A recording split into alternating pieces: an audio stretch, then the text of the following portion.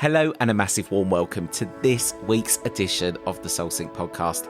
I'm releasing this episode slightly earlier than I normally do because I am going on a much needed break.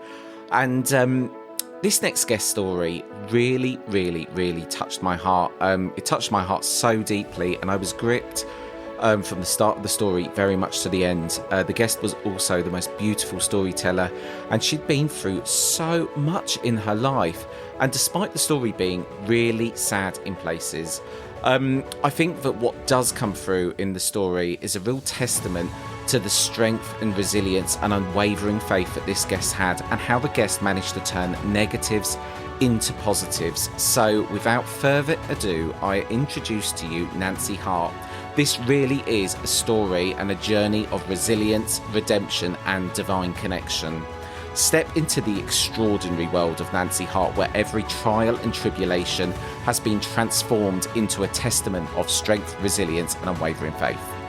Now, born into the unforgiving streets of Manhattan, Nancy's early years were marked by child abuse, hardship, trauma and unimaginable adversity. But amidst the darkness, she discovered a profound connection with the intangible, a guiding presence she lovingly names Whispers.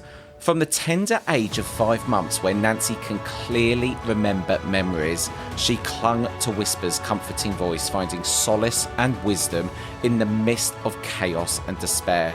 With each whispered word, she learned to navigate the turbulent waters of her tumultuous upbringing, defying the odds and emerging as a beacon of light in a world really shrouded in darkness. Now, in her gripping memoir, Whispers, Sinners and Saints, Nancy shares her harrowing story, and today she's going to share some of it with us. You're going to be gripped from the start to the end. Enjoy. So, Nancy, firstly, a massive warm welcome onto the Soul Sync podcast. I'm so glad to have you host me. I've been looking forward to this. You have no idea. I think you're just like a star. Thank you. Thank you. Well, I know that you listen to the podcast as well, but this episode is about you and your story. It literally blew me away. And I only know the tip of the iceberg at the moment. So let's go into the story because it is an absolutely heart-wrenching story, but there is an underlying message I know in this story. So take us back in time to, the beginning. Okay, I will happily do that. So the beginning of this story, when I was writing the book, first of all, I did not realize how much my life really started with my mother's life. We were very much connected. Perhaps because I don't have brothers and sisters or uncles or aunts or a father. And really, she was the only person I had until I was 5 years old. And then after that, I don't want to ruin the second book that I'm writing now, but she was the crux.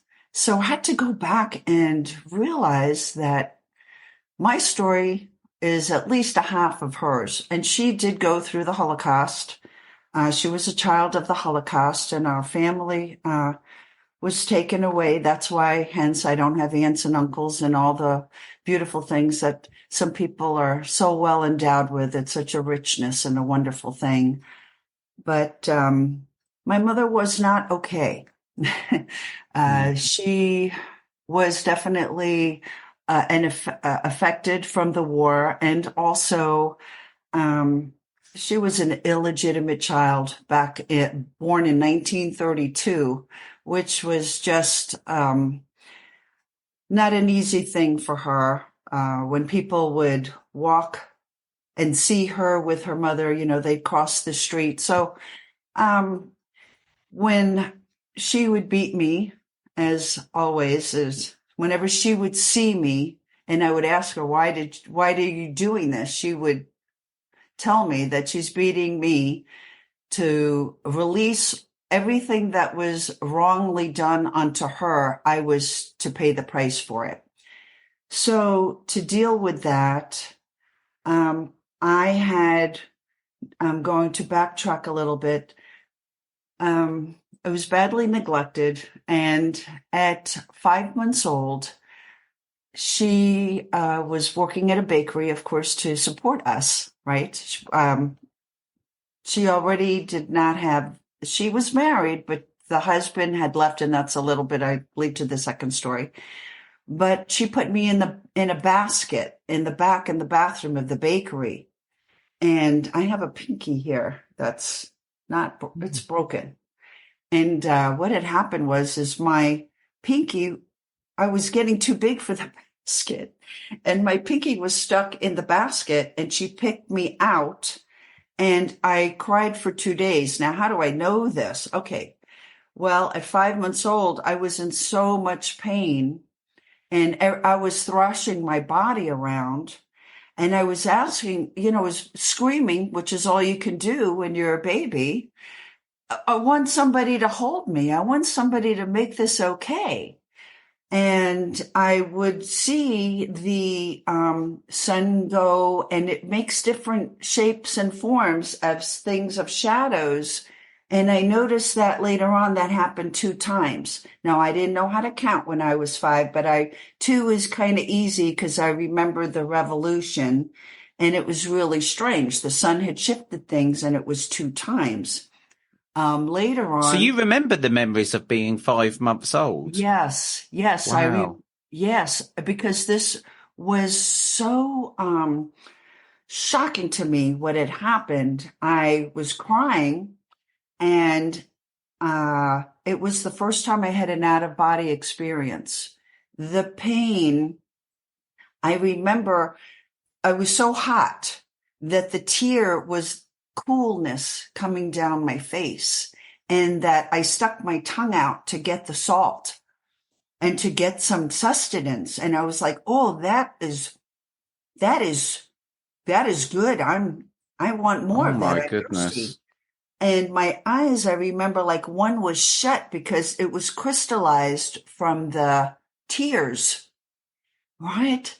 And I remember this because my brain, I also remember, was just starved always for some kind of stimulus. I mean, I have words for this today to explain it better. At that time, I didn't have stimulus, of course, but I knew I was hungry for something. Like, I would even say like a mobile above me, something to look at me. That's why I remembered the shadows, because I would study them so well.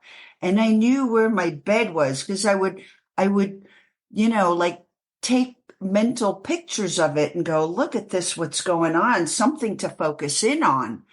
And then at first I was thrashing my body and asking for help. And I was crying, saying, I'm in pain. First I'm crying for pain. Then I was crying because here's going all this time and no one's coming. And that pain from that, of nobody coming, was just so strong for me, and it so painful. So I thrashed my body, and of course it made it worse. Then I realized, oh, don't thrash your body.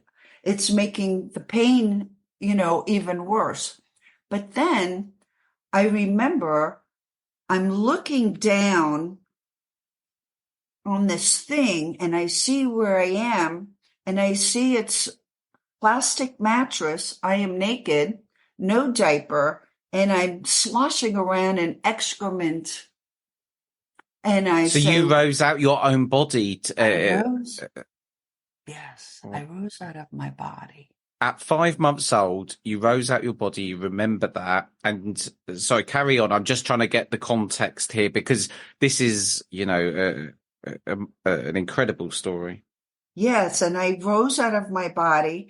I saw myself as a red blob, and I see like this thing is, I don't know if people ever done it, but I saw it. I'm my mouth is open to release a cry, and nothing's coming out anymore. It's just so hoarse. Throat is sore from crying so much, and no sound is coming. And I said, what is that blob? And I hear, that is you. And I said, that's me. The shock of it threw me back into my body. And I said, whispers. I called it, I didn't have a name for it at that second. I said, oh, I know you. You've been with me. I know you from before. You're always with me. And then we started a dialogue. And what's interesting too is it was only at 5 months old that I realized that I've already been in contact and communication with this. I don't know what it is. I just call it a supreme being. Sometimes I call it, some people say it's an angel because I do hear it talk to me in my right ear. And I remember from being before I was born, wanting to come down to wherever it is because everybody was already going and they were just little sparks of light. And I said, when is it my turn to go? There's nothing going on here. My brain wants the stimulation. And he says, if you go now, it's going to be very hard life. And I kept saying, I don't care. I have to get out of here. There can't be worse than this. Because there was nobody to talk to. The fact that there's a lot that's going around my head already from this part of the story. And I think that for you, because I can't imagine myself as a 5-month-old thinking consciously, thinking kind of, the way you describe it is thinking like an adult coming out of your body. And then, having this internal dialogue where a baby is a baby. You would even think a baby would do that. And so that's so interesting in itself. And the fact that you had this voice come through. Mm-hmm. So it's mind blowing. So carry on. Tell us how the story went. So you were hearing these whispers. You sort of made a more than understandable plight to leave the life that you was in. Yeah, I think that's what my body was. I think I might have. I think I was going to die since my body had left, and I guess it wasn't my time because he had stepped in and he had been there all along. He had been telling me, hello, you're not alone. And I just shoot him off because, I wanted somebody to come and pick me up, which I do write about, that whole dialogue that happened. And I did say to him, hey, now that I've got you, how come I can talk to you and you can hear me when everybody else just hears blah, blah, blah, blah, blah. How babies talk. What's going on here? And this, he says, is babies know too much and you must forget what you know. And I said, well, what if I don't? And he didn't answer me. And you had to understand that when you just ask them a question, they don't come back, and it's not like a conversation like you and I are having here. It was, he said, he made me keep pushing on. And I said, well, what if I don't? What if I don't? What if I don't? I don't know how long transpires. And he finally says, well, that'll be different. And I said, I'm not forgetting. And I literally, because I had nothing else to do, I would go over everything that I remembered from the beginning every day and go through every detail as much as I could. And at least, I don't know how many times, but until I could start writing, and then I'd write a couple of words down, and then it grew from there. But, yeah, I do remember having been before being born. And I do remember hearing the voices that were with me that were in the same, I would say, for lack of a better word, the plane that we were on, meaning a dimension that we were on, and they had turned into sparks before they were leaving. And one thing I do have to add is I wanted to get out of there so bad. not because it was bad, but I was supposed to sit and do nothing for a long time, that these sparks were saying, hey, will you do this for me? Will you do that for me? And I was like, I'll do anything. Just get me out of here. And I took on some of the, what do you think? What do you call it? Like maybe karma that they had to pay, if that's possible. And I wonder if that's why I have such a had such a hard life when I came here, or because he did say to me, okay, I did speak to the others and they've decided if you really want to go, you do have to understand that you will have a very hard life, but I will be with you. And I said, yeah, get me out of here. And Do you know what, though? Because I, doing this podcast all the time, I've heard a lot of stories, and one thing I believe in beyond all reasonable doubt is when a baby comes into the world, a baby is connected directly to source, and it's through our experiences, how we're preconditioned, and how society teaches us, the rules and life lessons and so on. So it doesn't, when you said about the whisper saying to you, you're not meant to know this, you're not meant to be disconnected, because I feel that you are connected as soon as you were born, but as your childhood goes on, you lose that connection. So it doesn't surprise me at all that you were able to have that, because that anyway, I'm going off on a side tangent. You'll notice this on the Soul Sync. We go down rabbit holes. But so to kind of go back to the story then, tell us where we went from then, because 6 months old, having this absolutely vile time, no stimulation, no love, no, nurturing. There's not any of the basic necessities that are needed for a child. Yeah, that's right. So it was 5 months old. And it's interesting because it correlates with what your question correlates with what I say to people. Every negative, you have to find a positive in it. Now, my mother was highly neglectful and highly abusive. So the next thing I remember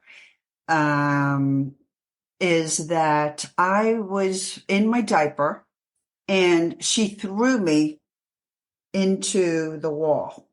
And she would do that. And I'd crawl back up into the bed, and she would throw me and she would yell at me and she'd say, your chin is in my chest and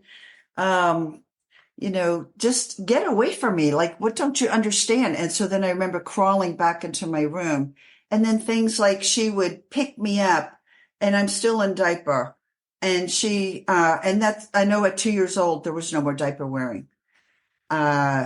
And she would, yell at me and she'd say, you're not the same since I shook you last time. So this time I won't shake you. I mean, these are things that I remember. Now, the reason that I find that, yes, these are horrible things. I don't ever want to go through it again in another lifetime. But it was as if maybe I would have forgotten whispers. Maybe I would not have connected and kept connecting with whispers had she have become a loving person. Had I had somebody intervene and give me what I longed for, which was loving or understanding, some kind of wisdom, some kind of explain this thing to me, what's going on. So in my moments where I was waking up from being unconscious from her beating me, and in very hard torment, the same thing like when I was 5 months old, how come, where is the love? Where is the help? Where is somebody coming to hold me? He'd step in because I'd be asking this question. I would push. Why? And he'd come to me and he'd give me answers like, I said, how am I supposed to be a mother one day? I really want to be a mother one day, but how am I supposed to be a mother? How am I supposed to learn how to be a mother from this? And he said, you will learn what not to do. And from that, you will be a good mother. And I got solace from that. I got solace from that. And so every time she slapped me, it kind of threw me back into the arms of, at the beginning, I used to call him Global because I asked him, what do they call you? You know, and he said global, but I didn't understand global. So I said, oh, global. And it made sense to me because when he first really, when I said global, I felt that whole luminescence, not only from outside of me and the whole room light up, but he wanted to make sure, I think, that I knew that we were connected, that he shined everything within me too. It was such a luminescence. I've never felt that before or after, but I think that answers some of your questions that you were asking me there. How is it, that you can remember those things, and why is it I'm still connected to him and he still gives me such amazing advice. And I do write about it in the second story that there was one time I could not pay attention to him. I tried. My mother kicked me out to the park, and it was a day where there was nobody in the park. And he told me, you do not want to be in the park. And I said, oh, all right. And I went back to the beauty parlor where she was. Well, she picked me up and she literally threw me out like this to land on my face and my hands. And you were how old at that point? I was then 8 years old. Okay. 8. And I write about a horrific experience. I was abducted, and it had something to do with 15 boys, and then more boys came, and I was abducted and I was abused, and it was very bad. But I write about it.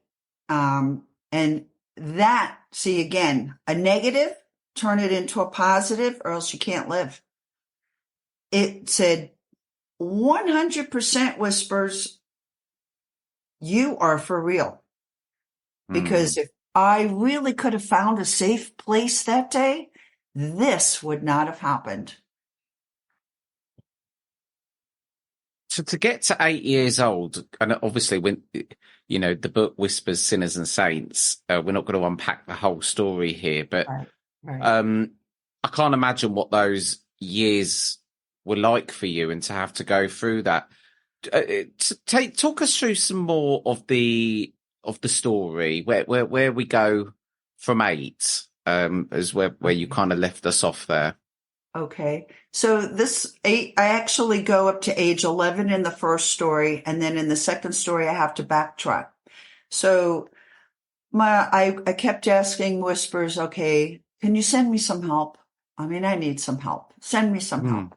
Finally, when I'm age 5, my grandmother comes out on a steamship.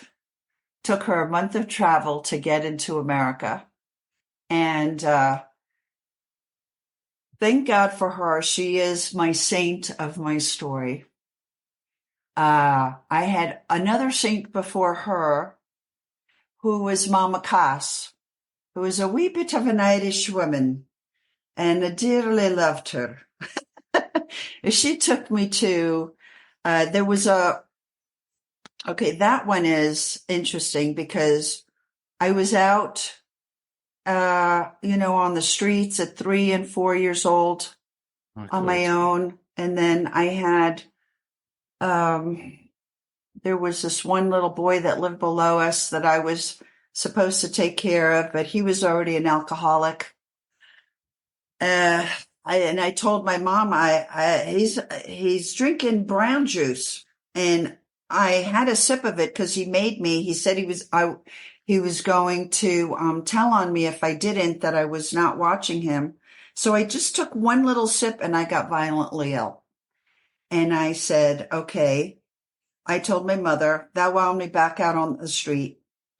And then Mama Koss came about, and she was wonderful.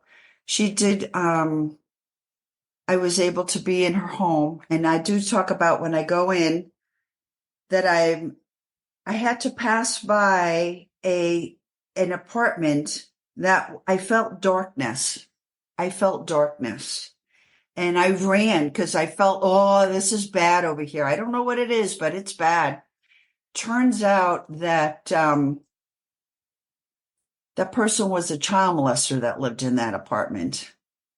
And I had played with Barbie dolls, which I didn't like. It was too complex. So you dress something and you undress it. And this little girl, I called her Yellow Hair. She had the Barbie dolls. Now, why I bring her in is because when I went into the pretzel shop, which is I had 3 cents for pennies, 3 pennies to buy pretzels, and I went in, and all of a sudden I heard, "Oh, there's danger in here." I looked around and I could zero in on who it was that was dangerous. And I said, okay, I bought my 3 pretzels and this man grabbed me. And I said, oh, I got away from him, but I knew he was the bad guy. Now, Whispers, I said, oh, what time is it? It was a nervous habit I had.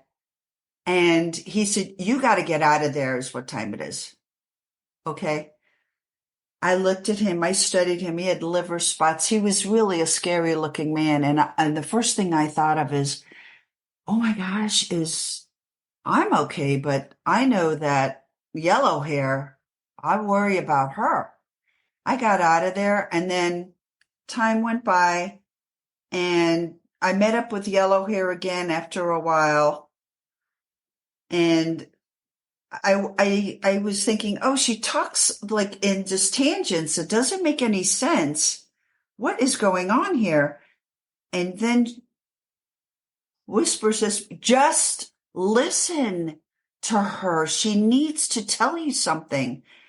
And then she started talking about a yucky monster.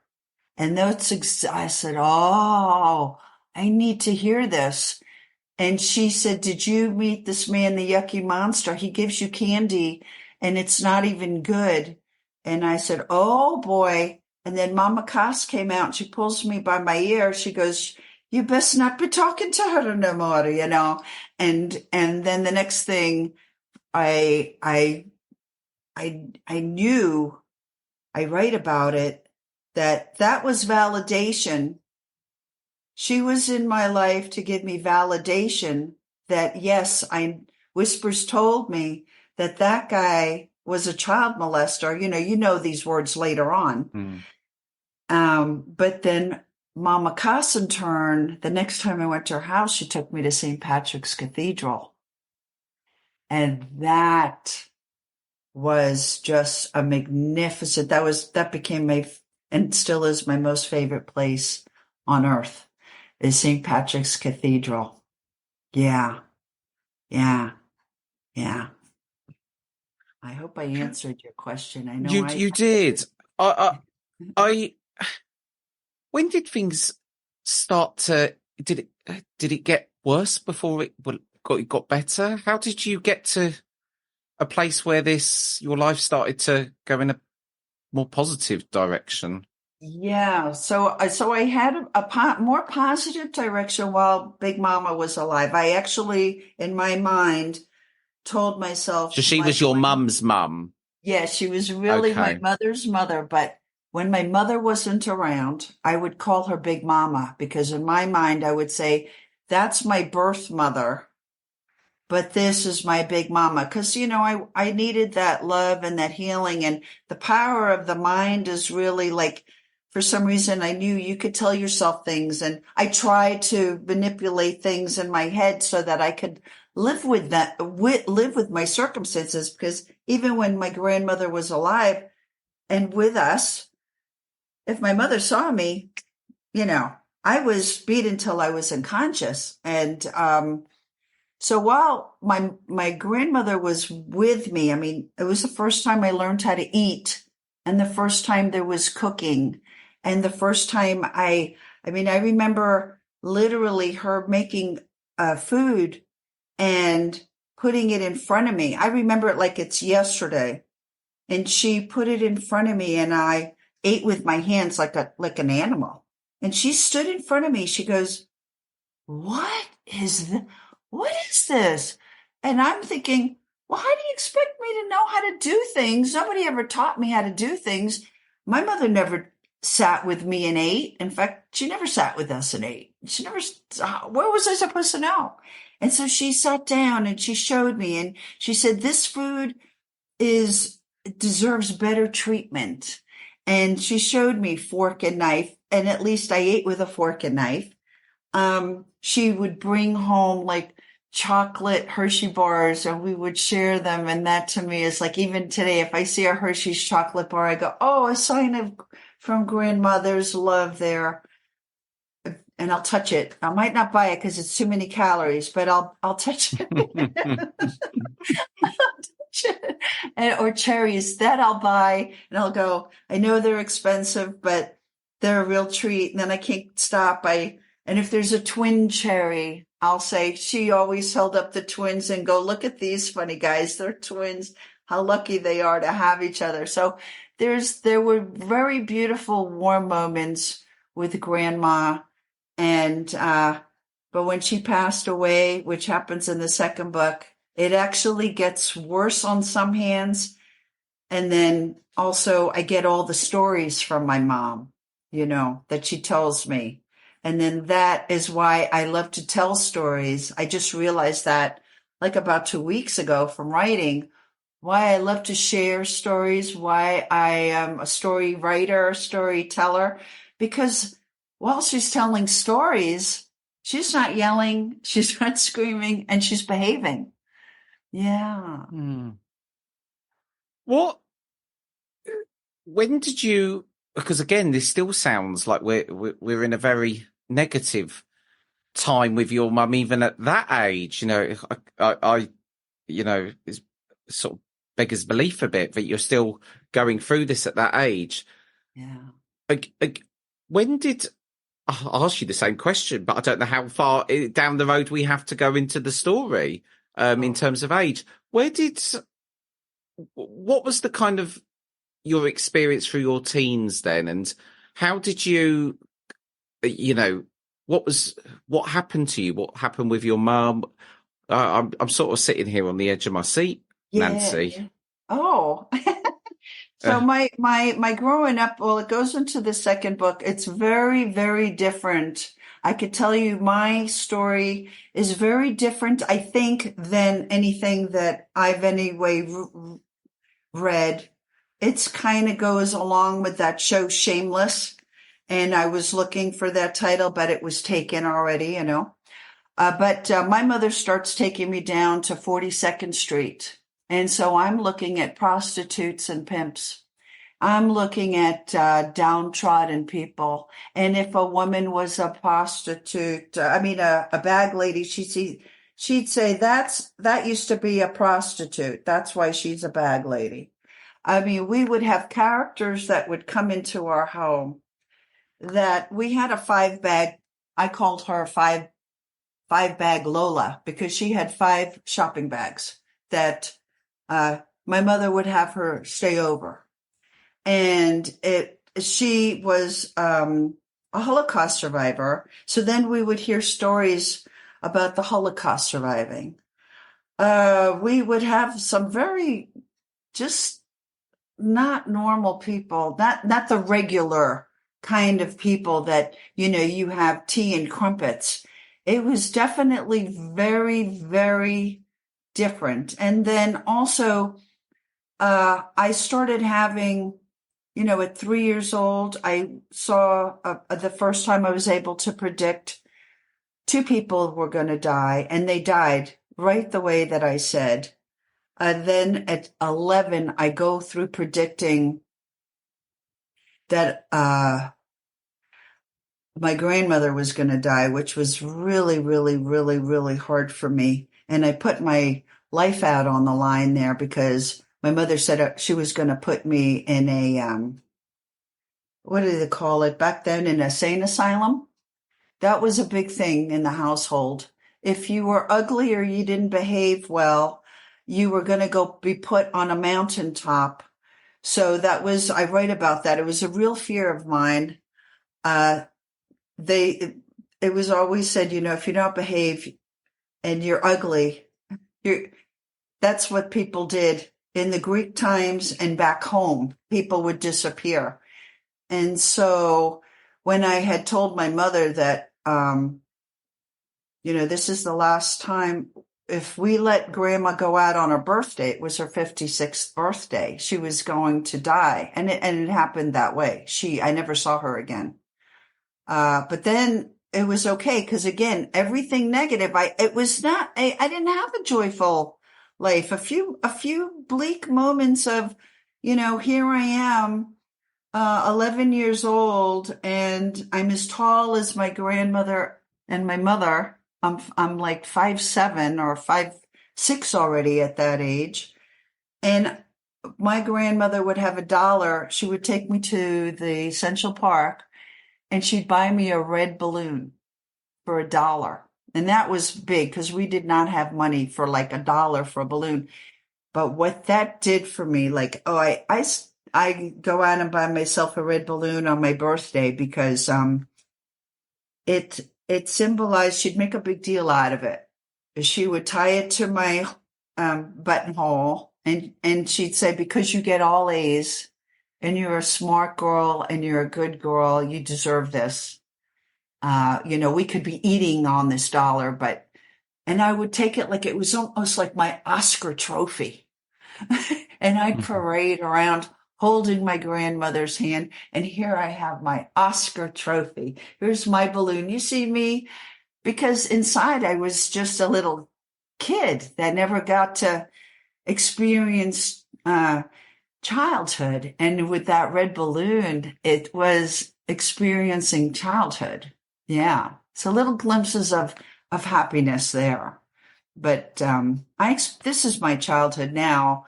You say, when was it really that I got to experience some freedom from everything? Believe it or not, I was 59 when my mother died. And I then am now born. I am now able to be and come and be truly who I am, because even though she was aged, I would be on the phone with her and talk to her for 3 hours every day. And during those 3 hours, it was not pleasant. She could hold it together for maybe 45 minutes. And for another 2 hours and 15 minutes, she's drilling me in the ground. So the next day, whatever it took. Yes. Why did you continue to? Because you strike me now as, talking to you now as a very loving, a very kind person. When did you get out of, I guess, living with her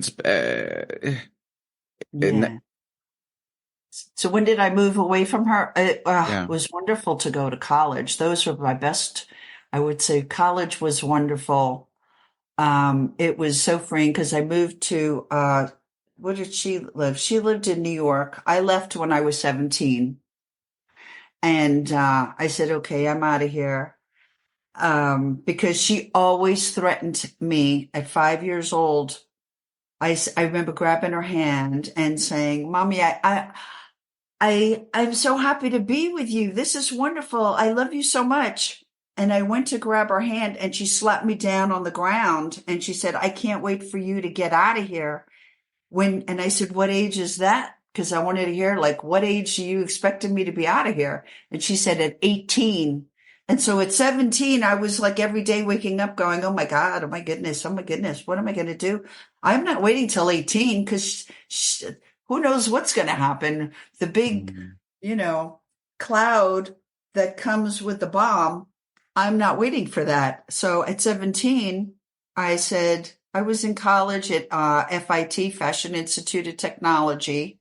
I was living with her and her husband. She had remarried that year. And I was like a third wheel anyway, and she had pinned us against each other. We got along great, but she pinned us. So I said, okay, I'm leaving. 17. It was difficult. I lived with rats. I mean, what kind of living can you make, right? At 17.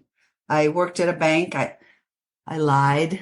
I said I was 18. I had to make money. I had to put food on the table. I had 80 cents to live on for food a day. And I did very good at saving money. I did save money because you never know.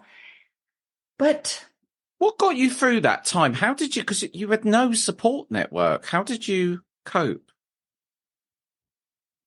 that was really difficult how I got through that time. I think through that time, I think there was a time period when I had gone to high school down in Miami Beach. So I did have one friend that worked at McDonald's. And I do remember asking her for like a break on the meal. And I had gained a lot of weight because I was eating Oreo cookies. There was a connection there with Mama Cass. She'd give me Oreo cookies. And so I was feeding myself Oreo cookies, giving myself love. And she said, back then, my name was Anna. And she'd say, Anna, you can't do this. You don't look good. You're like, what, this is not healthy. So I said, oh yeah, I guess I needed somebody to tell me that. But how did I get through? I didn't get there in writing it and sorting it all out. I know that I reconnected with, I think I might have let him go a little bit, Whispers.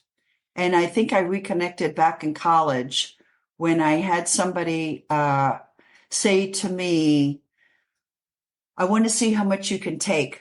They were really out to, they said, I don't believe you're as good as you say you are, because I really was a goody two-shoes. And just this person did not want to believe that I was as good as I was. This is actually getting now into my third book that I'm going to write. Well, after everything you're telling me, I don't think you could have possibly got it all in one, Nancy. Yeah. There's so much. I could understand why it's spilling over to 2 and now 3. Yeah. It's, I don't know. That was just rough. That was just grinding through and realizing that, I need to go to college because I am a little smarter than I thought, and I can't put food on the table at age 17, 18. I'm not going to go far. And I was giving advice to other people, other kids my age that would come in and crying. And one of the vice presidents happened to be in earshot and heard my guidance to her. And they said, you're going to college, right? And I said, I don't know. I mean, there's nothing to think about. You have to go to college because we were listening in on your advice. And that was such a nice thing for somebody to say, such nice, kind words. It's all I needed was always just a little push. I never had anybody say, like, even when I did stellar well on my tests to go to college, and in high school, my mother came in to talk to the dean at high school and said, she had a Hungarian accent. This one, she deserves to go to college. This one, like this one here, you think it's worth it? And he's looked at my grades and he's looking and he says, we have over 750 children in the school, in her class, and she ranked 18th. If she doesn't go to college, who does? And she said, my mother says, oh God, I can only imagine how stupid the rest of them are. My goodness. She's a piece of work. Yeah. So just a nice, kind word like that. So then I applied for college. I got in, and that was really eye-opening and wonderful. Yeah. Then I met my husband and I got married 2 weeks later, and a divorce 20 years later. So that was fine too. It's all good. Why did you continue to put up with your, because like you said, your mum, lived till for a very long time. 86. Yeah. She Yeah. was And 86. it sounds like, her, I'm just trying to, and obviously I can never put myself in your shoes, but after what you endured, Yeah. why did you continue to have a relationship with her, and not just have a relationship with her, but you also, were sort of doing what a daughter would do in terms of, talking, having a relationship and whatever. What made you do that? I have a couple of words that come in mind. One of them is I wondered if it was a martyr syndrome. I wonder if it was Munchausen syndrome. I did study psychology just so I could figure out my mother. That's why I went into psychology at school. But I do believe it also has to do with I had become her mother starting at age 10.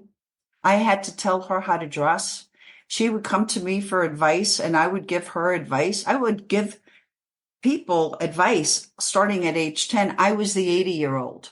They'd always say, this one, you could talk about anything in front of her. She's 80 years old. Well, And you were connected to your level of wisdom, experience, the direct connection you had to that of, whispers. I can imagine, I can understand why that, probably was, well, why that was the case. yeah, I think so. I think so. If I needed to, I would, see things. I would see, I see demons and mists. And after a while, she started to listen to me when it came to the spiritual things. And in the end of life, I did study Kabbalah and I did study Buddhism for like 3.5, 4 years. I took all the classes down in the monastery down in Atlanta when I moved to Atlanta. But I stayed because I felt that maybe because I did not have a brother or a sister, maybe it was because she was like a child of mine. And also having studied the Buddhism, I was thinking, karma, if I could finish this cycle, there's got to be, because it was my mother, I had to learn the lessons and maybe in another life. Who's to say this? I don't, do I remember other lives? Yeah, I do, but I don't remember her in my other lives. But what if what if she was my child in another life? What if I did those things to her and now it's payback time? It's like, oh no, I have to fill this, as they call samsara, this circle of life in, Yes. give it all my best and wish her the best and do the best that I can because I never want to go through this again. And what if all this then is why I have to write my books because I had to go through all this suffering? How do you help other people that don't have the true compassion from suffering? So just like I had pointed out, that lady had said, just, you need to go to college. You deserve it. Those kind few little words sent me to go to college. And words are so powerful. Tone is so powerful. Messages, if we stop thinking about dividing and let's just think about how we can help each other, like go around the campfire like we did in Neanderthal days and go, hey, if you go out there and you see a woolly mammoth and it's got horns like this, maybe you don't run straight and maybe you use this arrow and you don't use that arrow. And this scar tells you that.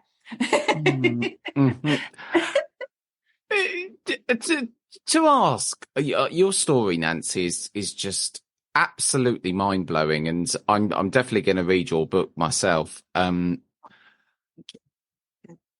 tell us how do you live your life now? Then, what's your relationship with Whispers? Is there a happy ending to the story? Yes, very happy ending. And it really is, overall, you really do have to turn every negative into a positive. And there's a lesson in every negative situation. All it is a tap on the shoulder. You meet somebody and they don't talk to you right. And you go, okay, I know I'm being tested. So what is it that they're really telling me? Okay.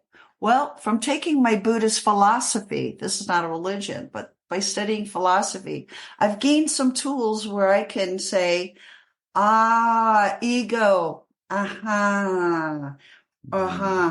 well, she's not just doing that to me. She's doing that to other people too. That's her nature. Now I can laugh at it. Okay, I'm good. You see? And it's wonderful. And then I've learned just last week, I said, you sent me this person. Whispers, I said, and I talked to Mother Mary, and I talked to Holy Father, Archangel Michael, guardian angels, all of it. I say, I'm sending them back to you. And do give me a sign that I know that everything is now in a closure. Okay. So very interesting. This just happened last week. This same person sent me a photograph of something. She went into her bedroom and there was a picture of a ghost bird. I do have a picture of it still on my phone. And she knew to send it to me. Now I didn't answer her back because there's no reason. I got my validation that the universe had sent me that I asked for. And it was enough to maybe get her to think, well, what is this? What is this? See, it's like what I'm saying is there's a universal connection, things that happen that if you keep that third eye open, it will give you these wonderful gifts. So even though she said those negative things, she just wasn't acting right. And I was like, ooh, a lot of people don't like her. So I know it's not me, but send it back to you, God. You do what it is, but send me some validation. Look at the beautiful gift I got. I didn't go instead what a lot of people get angry. They get bitter. They're wasting their time and their energy. And this girl, she did that. And blah. I was like, no, I'm taking this, taking the chi. Everything you say, I so get. And do you know what? My belief is, I don't know, we all have different beliefs, but I believe that you are probably a very, very, very old soul because your soul must have picked a really tough incarnation this time. But I think your story is incredible. And, if people do want to find out more about the book, obviously you can go to the show notes where the link will be there. Nancy, I often ask, and I definitely want to ask you this, to leave us on a final thought for the episode today. A final thought or a pearl of wisdom or something you'd like to end the show on. Yes, absolutely. Thank you for that. Well, my philosophy that I've come up with is one who laughs loudest masters pain the best. Do you know what? Short and sweet, but beautiful. It's all in the messaging. I like it. Nancy, honestly, your story is just, I think if there isn't a story that shows you, how one can use an awful situation and bring out the positive in it, then I don't know what your story just blew me away. Honestly, I'm sat on the edge of my seat still. All I would say is, thank you so much for you're a very good storyteller, and I think you explained what happened to you in, the most wonderful way. So thank you for coming on to the Soul Sync. Oh, thank you so very much for having me, Jason. I so very much appreciate it. Thank you so much. Wasn't Nancy the most lovely person with the biggest heart? I literally was gripped, and I even sent this audio to my mum. I said, you have to listen to this story. I'm certainly going to be buying both of Nancy's books because I definitely want to read more into what she's experienced.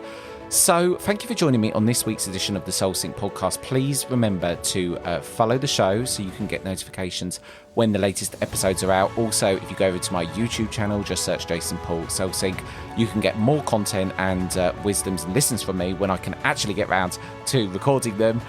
So do subscribe, there is more content over there. And that just leaves me to say thank you for joining me. Much love until next week. And I'm going to clock off now because I'm going to have a break. Goodbye.